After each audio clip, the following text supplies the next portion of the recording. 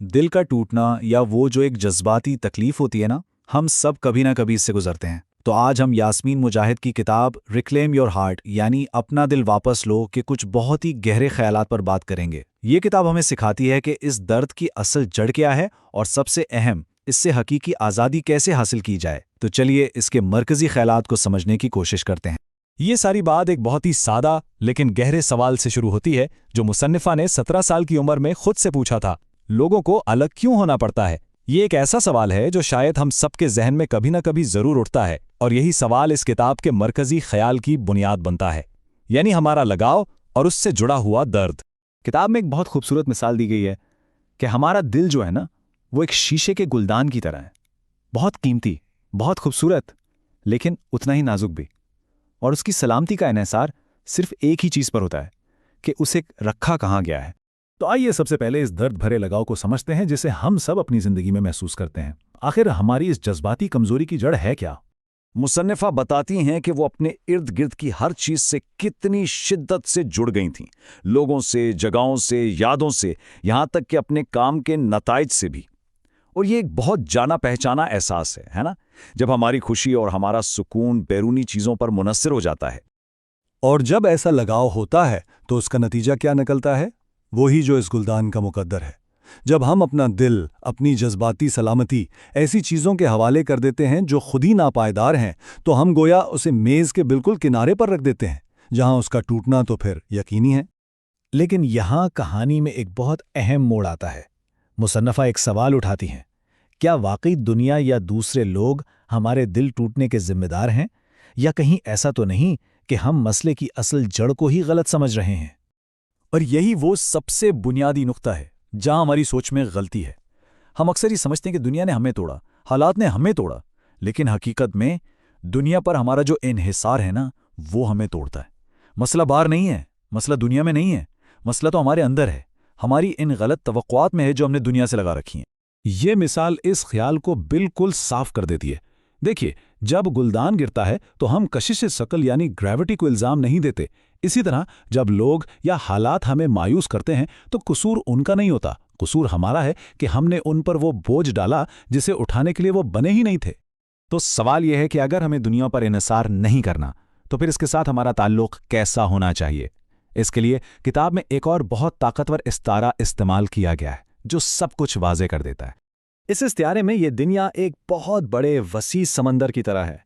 ये वो माहौल है जिसमें हमें सफ़र करना है, हम उससे बच नहीं सकते। और सच तो ये है कि अपनी मंजिल तक पहुंचने के लिए हमें उसकी ज़रूरत भी है। और इस समंदर में हमारा दिल एक कश्ती की तरह है। उसका काम क्या है? समंदर पर तैर कर हमें मंजिल तक ले जाना। उसका काम ये नहीं है कि समंदर के पानी को अपने अंदर भरकर डूब जाए। और यही इस इस्तियारे का सबसे अहम उसूल है। कश्ती तब तक बिल्कुल महफूज सफ़र करती है जब तक समंदर का पानी उससे बाहर रहे। बिल्कुल इसी तरह हम तब तक महफूज हैं जब तक दुनिया हमारे दिल से बाहर रहती है, यानी हम दुनिया में रहें लेकिन दुनिया को अपने अंदर ना रहने दें।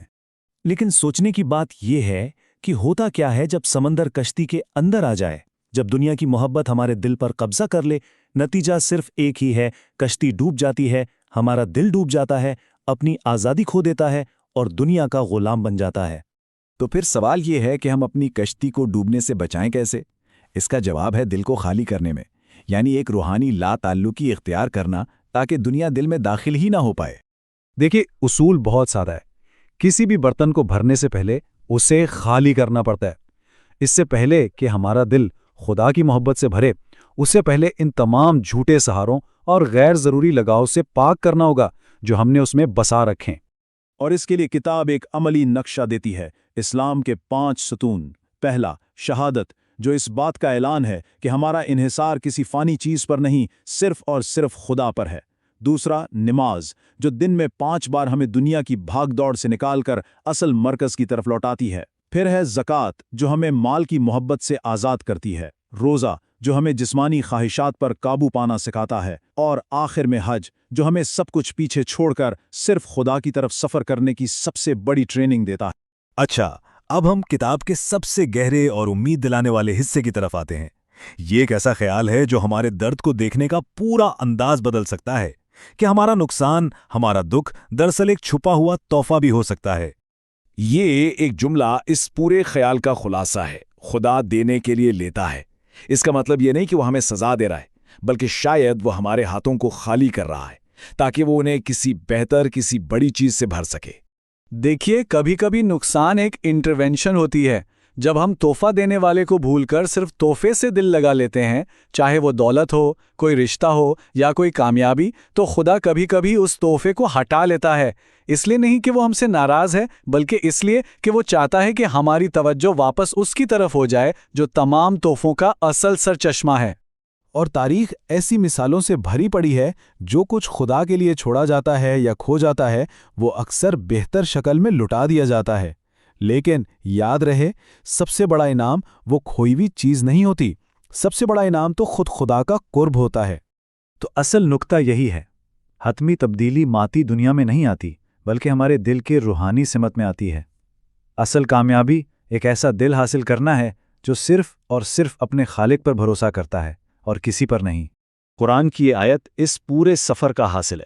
جو کچھ ہمارے پاس ہے وہ ایک دن ختم ہو جائے گا، ہر چیز فانی ہے، لیکن جو کچھ خدا کے پاس ہے وہ ہمیشہ رہنے والا ہے، اور حقیقی سکون اسی دائمی تعلق میں ملتا ہے۔